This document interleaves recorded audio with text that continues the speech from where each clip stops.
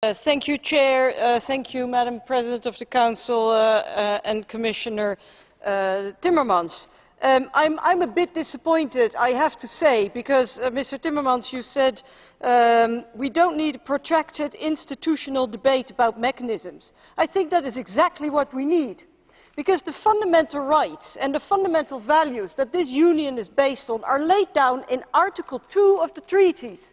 It is the most important article. It is the highest article in the hierarchy, and yet the enforcement of that article is weakest of all articles in the treaty.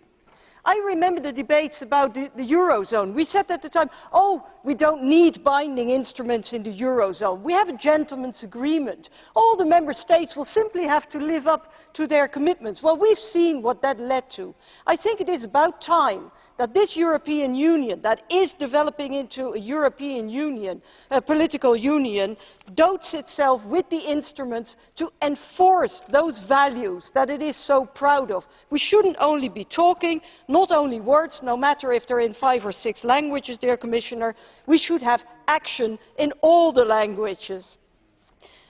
We do need binding instruments, not just conventions, not just silent diplomacy, colloquia. We need binding instruments. That is why my group, the ALDE group, has proposed the Democratic Governance Pact.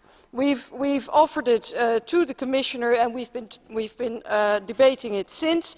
It can be adopted on the basis of existing treaties, and it would be similar to the Stability and Growth Pact, and it would have similar mechanisms to ensure the enforcement of the values that are all us. We have, for example, devised one instrument, and I'll show it to you. It looks like a bingo card.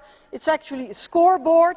We have scored all 28 member states against a set of indicators like freedom of speech, freedom of assembly, equal treatment, freedom of religion, and what have you. Now, we've been nice, and we've not put the names of the member states here. I can only tell you that the ones that have only green scores are Denmark and Sweden, but the rest we'll keep anonymous. But if we would do this exercise with the European Parliament, with the Council, with the Commission, and with the national parliaments every year, and here I take up your proposal for an annual debate, simultaneous in all the institutions, about the state of democracy, the rule of law and fundamental rights in all member states, because there I concur very much with the Commissioner. All member states should be treated equally and should be scrutinised in the same way. No more debates about single member states here, or indeed monitoring mechanisms for Bulgaria and Romania as we have them, or only the candidate member states. No, all member states should be scrutinised. We'll scrutinise not just their budget.